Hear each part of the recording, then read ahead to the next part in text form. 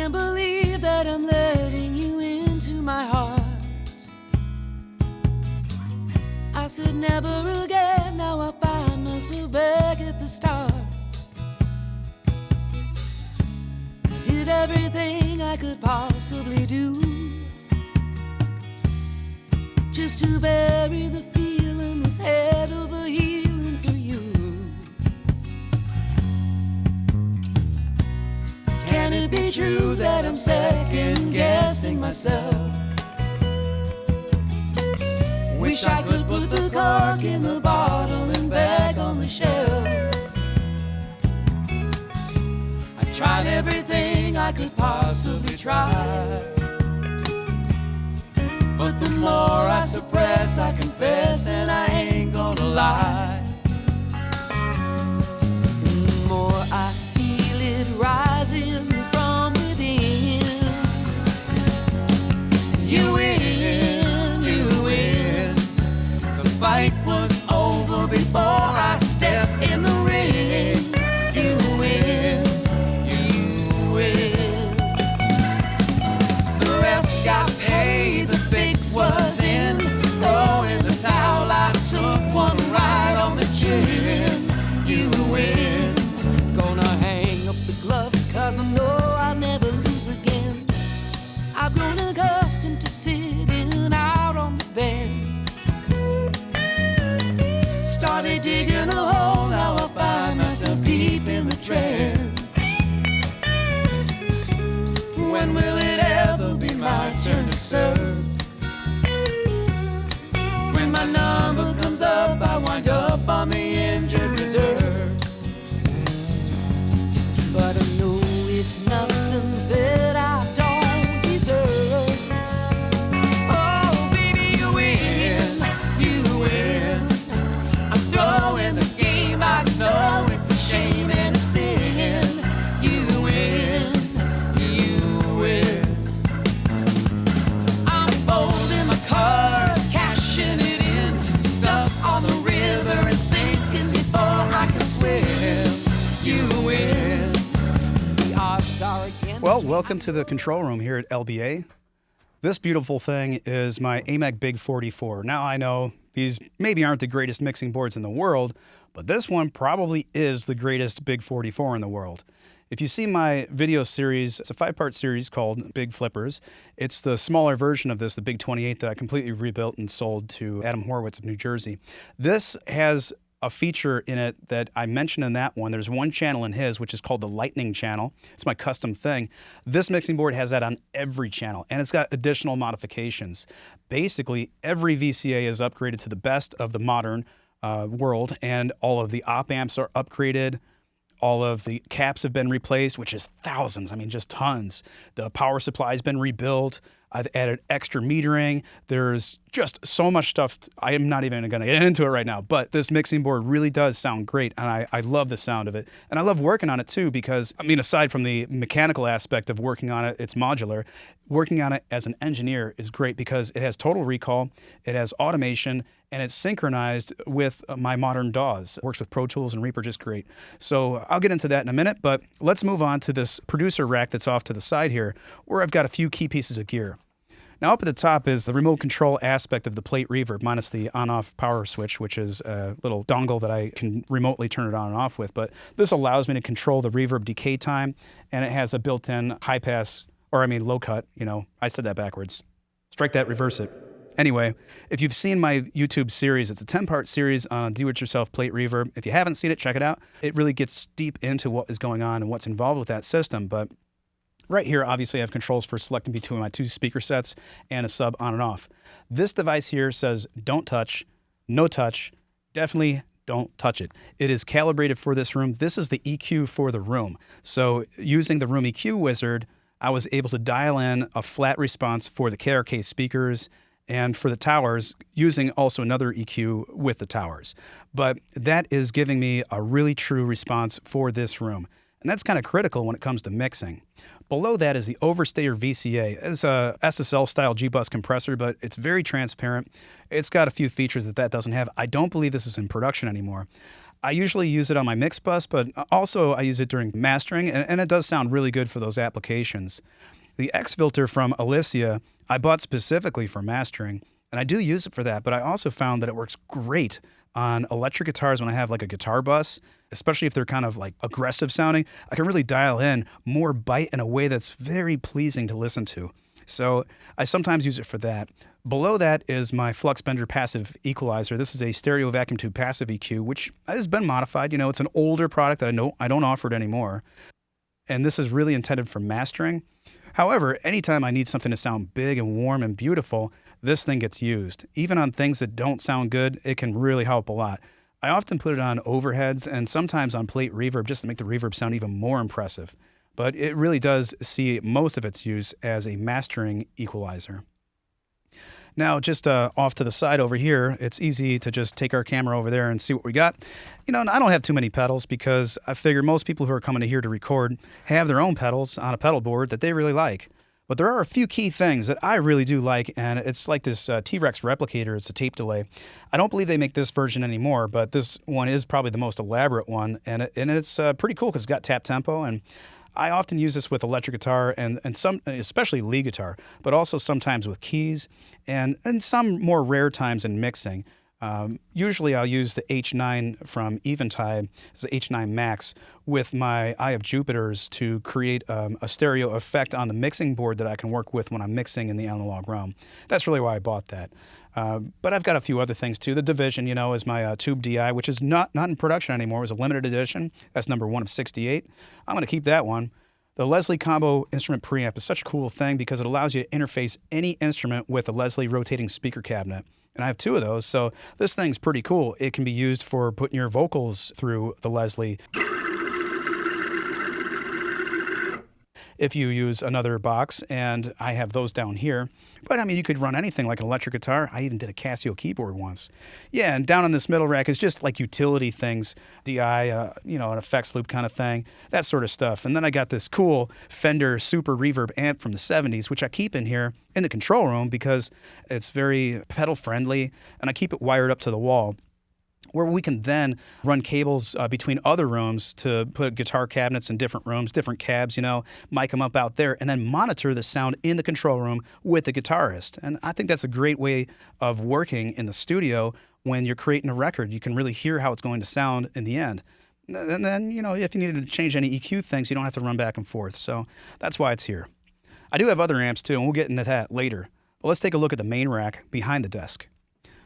Up on the left-hand side, we'll start at the top. You know, we'll skip past the boring stuff like the Furman, but we got a stereo Darkstorm or a dual-channel Darkstorm. This is my company's proprietary flagship microphone preamplifier. If you're not familiar, we got a lot of cool stuff about that, including some videos on this channel.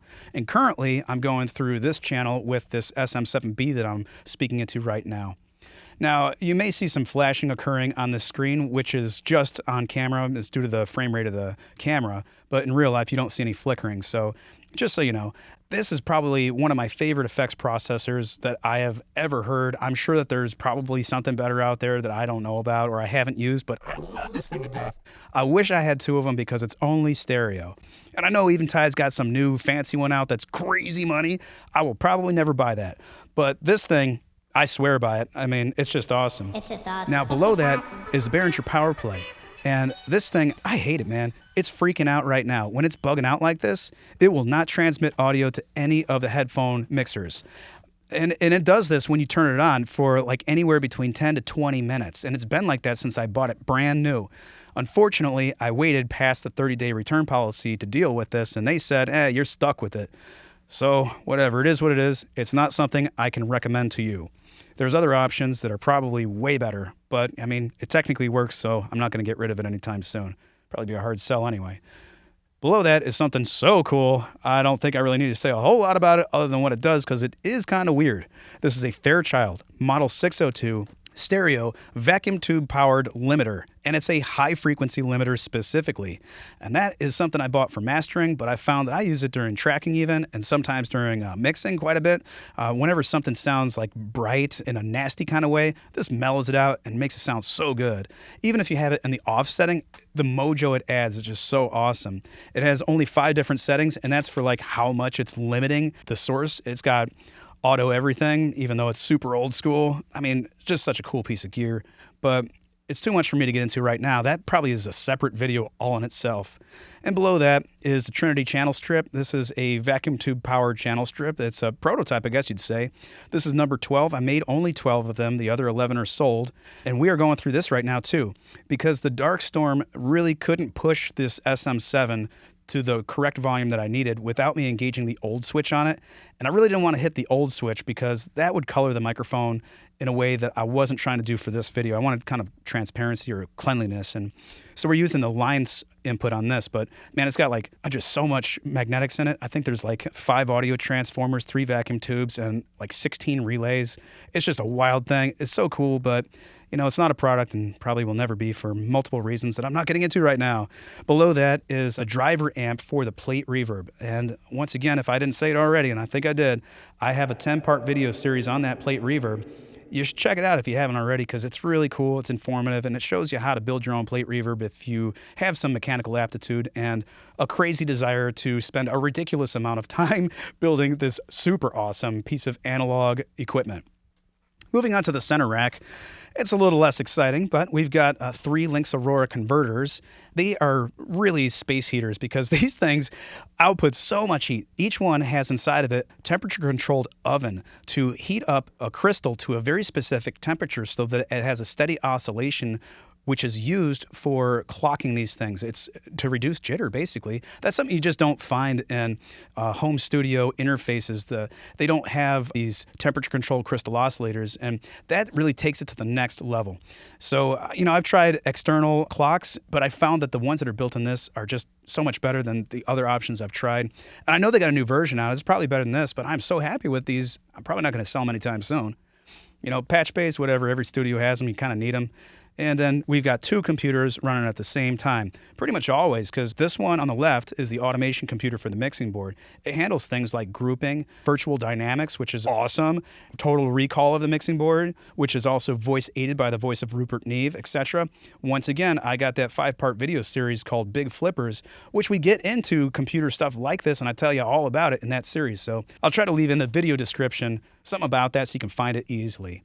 Let's move over to the other rack. Now up top here is something wackadoodle crazy. This is one of the very first things that I ever made with audio electronics. Quite a bit different than it started, but it is a Pultec style EQ with my own little twist on it, and this kind of is the precursor to the Flux Bender. Now it's vacuum tube powered, but what really is crazy about it is that everything is kind of handmade inside, all hand-wound paper and oil caps. If you're not familiar with paper and oil caps at all, once again, I did a video on that explaining how to make your own paper and oil caps, which is what I did inside of this thing. It also has my own hand-wound magnetics, including an inductor, input and output transformers. I think there may be an interstage transformer. So it is very, very handmade, and it's a one-off. You know, it's just a prototype that I made to do a job for me, and you know, I'll probably never sell it because it's so special to me. But as we go down, you know, I think that this radial power conditioner is pretty cool, but I'm not going to talk about it other than, you know, you can change colors. Look at that. Wow. You can dim it too. We got the API 500 series rack and loaded with Superstorm preamps. Got 6 of those. And if you're not familiar, that's the baby brother to the Dark Storm preamp from Lightning Boy Audio. Check it out if you haven't already. And I mentioned before, I've got these Eye of Jupiters, 2 of them right here. That's the new product from Lightning Boy Audio. And these allow me to use a stereo effect like that Eventide H9 Max in real time, reamping to get the correct impedances at studio line level to work on my mixing board when I'm mixing in the analog realm, which is something I just really love. You know, having more effects in the analog realm is a good thing, especially when they sound great. The subharmonic synth is a cool tool that I have here, and I don't use it all the time, but every once in a while, if you just need a little bit more oomph in the low end, it does the trick. The de-esser from DBX, on the other hand, is definitely something that boggles my mind because I cannot really seem to find anything usable with this other than this very narrow range called norm.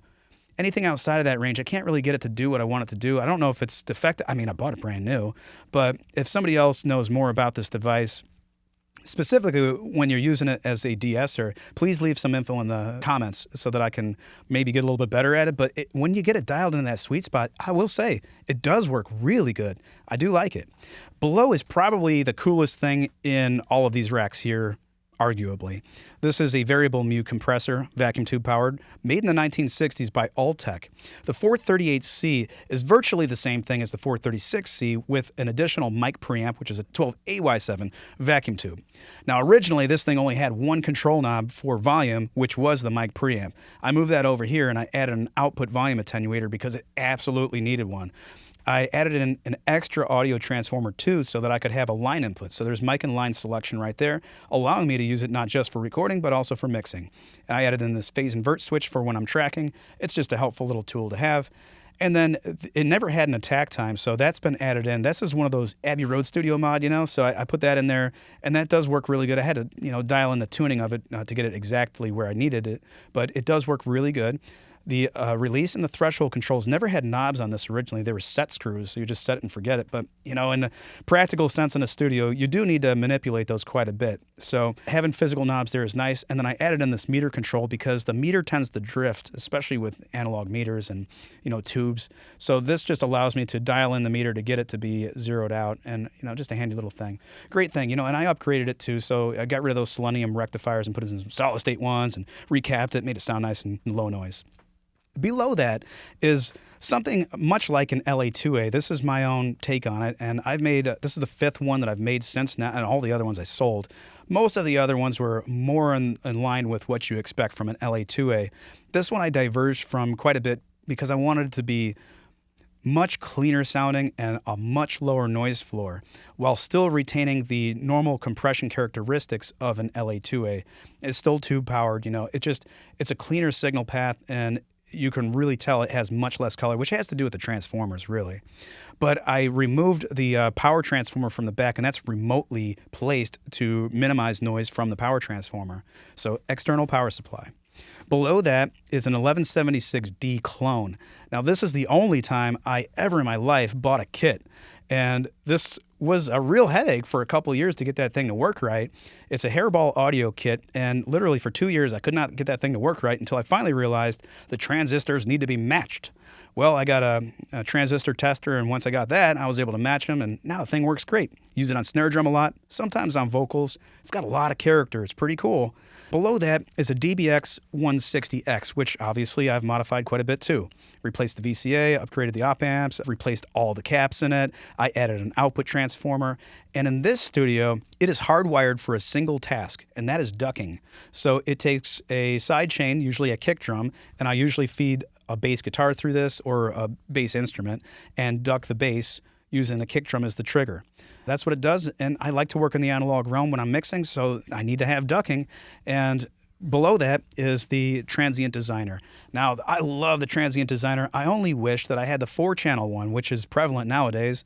They even make a 500 series one, which I've been thinking about, but I love this thing so much that I often track through it, and then I'll go back when I'm mixing and run other things through it too, so I can get double duty. Be a lot better if I had the 4-channel one, but if you're not hip on the Transient Designer, they do have a plug-in, which maybe is pretty close, but I mean, the analog I'm in love with, so you're not going to convince me otherwise. Below that is a gate. Now, I've got gates on the desk, but I need this one for a real specific task. It does 2 jobs for me, and both of them are related to my plate reverb. The reverb usually comes up on a stereo return on the desk, and the returns on the desk do not have virtual dynamics, so I can't apply a gate on the desk to the reverb. So that's why I have an external one. Obviously, when you're mixing in the analog realm, you may want to gate your reverb. But also, more frequently, I'll use it to duck my reverb because it does stereo ducking really well. And I can route anything to that, like a vocal or a kick drum, whatever it might be, to help clean up my reverb on my mixes. And that's really all there is for these racks. But that's not all there is for this room. A couple more things I want to show you. The speakers, I almost forgot. We've got these cool Tecton Tower speakers right here. Those were made in Utah by a guy. His company's called Tecton Designs. Made them a few years ago for me. I had custom paint job done to kind of match the vibe of the room. And they're unpowered speakers, so I built a custom ultralinear vacuum tube power amplifier to run those, and I use them specifically for mastering. That's their dedicated role. I've got a plug-in EQ that I use in conjunction with that hardware room EQ set up to give me a flat response out of those for when I'm mastering. And they are darn loud, let me tell you. They really hit this room with a lot of volume. It sounds killer. Right next, though, I got this Otari MTR-12, which is in pristine condition. It really is in great shape. This is a 2-track machine, really intended for mastering. It's a 1/4-inch machine, so the tape prices are reasonable. I use it for mix downs, not all the time, but most of the time. And then I'll take the mix down from tape, and I'll master off of the tape at whatever the final resolution is, 44:1 or whatever it might be. So the conversion really is happening that way. I find that it's more vibey, and I like it. Maybe there's better ways, but you do what you love, and if you don't love it, then why are you doing it? I love this machine. I use it for a lot of stuff, also for drums. I'll do a drum sub mix and I'll send my drums to it and track my drums like after they're tracked. I'll send the mix of the drums to this to get a stereo drum mix and bring that back into Pro Tools or Reaper up on a stereo track on the desk so that I got tape drums, 50 nips is the sound of rock and roll. Sure it is. But sometimes when I'm mastering, I might do 30 if I want it to sound more transparent and just get a little bit of tape vibe, because it can do that too. Anyway, it does some cool effects with the vari speed. We can get into that another day. Let's head on over to the green room and see what that's all about. Come on in. This is the green room. We do a lot of acoustic recording in this space. It's a flexible location because I can throw down some rugs on the floor, close up these panels behind me to get a very dead sound, which is great for recording vocals. This is actually the setup that we just had moments ago recording the Indigo Girls here. Amy was singing into this M149 microphone. But if I wanted to make the room sound brighter for, say, acoustic guitar, then I would probably open up both of these panels to get more reflection into the room and remove some of the rugs to get an even brighter sound. In this room, there's also a Hammond M100 organ from the 1960s. It gets plugged into one of 2 different Leslie speaker cabinets depending on the goals of the recording project. In this room is the Bear. It is a very mean, raunchy sounding Leslie speaker cabinet. Great if we're going for some sort of a raw and ragged sound. But if the goal is something more pretty sounding, I do have a museum-grade Leslie 147 speaker cabinet in the piano room. We'll check that out in a few minutes, but first, let's take a look at the ISO booth, which is currently set up with a U87, and that's what we're recording Emily through with the Indigo Girls just moments ago. It has a reflection filter on it from SE Electronics, just helps to get a tighter, more personal sound in that room. On the floor, you can see a really cool amp right there. That is a vintage Ampeg B-15 bass amp. Let me tell you, that thing sounds killer. Gets used on a lot of bass tracking here at LBA. Let's head around to the piano room and check out what little goodies are hiding in there. Welcome to the piano room here at LBA. We have some interesting stuff that we're going to check out, starting with the LBA Custom Amplifier. If you're familiar with custom amps, you are not familiar with this. It had custom electronics in it originally. Of course, when I received this amplifier, it was dead. So I threw those in the garbage and put in my own tube preamp section, which is literally the New Vision pedal. That's a pedal that I made a long time ago. One of my first videos on this channel features that pedal. And it's 2 channels, and the power amp section is actually the reverb amp from my Hammond organ. The combination of those 2 things leads to a really gnarly sound. And when you put it on that speaker cabinet, it really sounds like it's right out of the 70s. Next to that is my Fender Jagstang. This is a 1996 Fender Jagstang, actually my first electric guitar. Went out to the Rochester House of Guitars to pick that one up. Next to that is a Mackie Thump 15. This PA speaker gets used here for reamping purposes out in the hall to create reverb effects during mixing. So I'll send a sound from the desk out to that speaker and then set up some room mics far away in the hall and capture a different reverb sound than what the plate can create, or even different from what the Eclipse can do. As we move on, one of my favorite instruments here is Thumper. This is a 5-string Ibanez SR505. The electronics, once again, were removed and replaced with my own tube preamp. This is a 12AU7 vacuum tube running at nearly 200 volts from a 9-volt battery. It can run on the 9-volt battery for about 1 hour before it dies, so for longer sessions, it does have a DC jack to run a power adapter to power this thing. It can create distortion, or it can be pretty clean. It has a pickup blend control and a treble roll-off. As we move back, we can see this wonderful Leslie 147 RV, which I would consider museum grade. It's a beautiful sounding Leslie that I meticulously maintain. And whenever we're looking for a really nice sounding rotary speaker sound, that's where I go. Over here, I've got a Perlman TM1. This is a vacuum tube condenser microphone. I've replaced the electronics in this again. I put in a Peluso U47 style capsule into it, and I replaced the tube with a Telefunken. I did a whole bunch of modifications inside of it, including, well, just about everything. So it's its own thing, actually. This Kimball piano was made in the 1970s. They were never known for being good pianos, but I recently had it set up by Kevin Urso. If you check out the last video I uploaded, it was this piano really under the spotlight, and I'll tell you, that thing sounds great. And you check out that video, let me know what you think. As we move around the rest of the room, though, we can a Swan Super Sport high-gain tube amp that's sitting on top of a Mesa armor rectifier cabinet. The cab has been loaded with Weber Legacy 12-inch ceramic speakers, and those I really do love the sound of. Above that amplifier is Nightfall. This is an electric guitar that I built when I was in high school. I was a senior. I got an A in woodshop, probably because of this. As we continue on, though, I have an old school Fender Pro Reverb. That's the baby brother of the Twin Reverb, virtually the same with just lower wattage. This one was made in 1978. I modified it with a switch on the back to toggle into the blackface variant. That amplifier is a great platform for pedals. It's a very nice, universally clean amplifier. I use it a lot with the Wurlitzer electric piano here. And that Wurlitzer I got for free because it was dead. And here again, the electronics just made it to the dumpster, and I put in a tube preamp. It was solid state before. It had a built-in speaker and built-in tremolo, but now it's a direct out. It can create distortion with that gain control, or it can be very clean. It has a treble roll-off, which allows you to just take everything away if you wish and have only sub-bass. But by running the direct out into the Pro Reverb, you can utilize the tremolo that's in the Pro Reverb along with the reverb that's built in. And that's a great sound right there. Traveling around the room, we have an Alesis Q88, and that's all I have to say about that. So let's check out those 1x12s over there. The tweed one on the bottom is loaded with a Celestion Elnico Blue, which is the preferred speaker of Brian May of Queen. And it does have a really creamy kind of 70s sort of vibe. Above that is a speaker cabinet that I built in my grandfather's wood shop back, I don't know, probably about 10 years ago or so. And that is loaded with a Eminence Hempback 12-inch speaker. The biggest 12-inch speaker I've ever seen, and the sound is also the most impressive I've ever heard. I really do love that speaker. And that's about it for this room. We have only one little place left to check out in here, and that is the machine room where the power supply for the mixing board lives, along with the mic locker. And the mic locker is something that we can get into in future videos, and probably will next time. Let's head on upstairs and check out the lounge.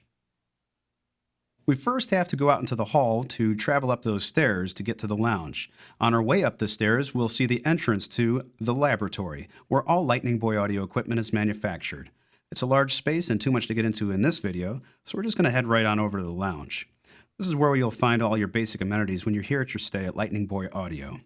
We've got a little mini kitchen area where you can find snacks. There's a mini fridge, a microwave, a Keurig with coffee, and then, of course, the bathroom with Jeff Beck, who watches you while you poop.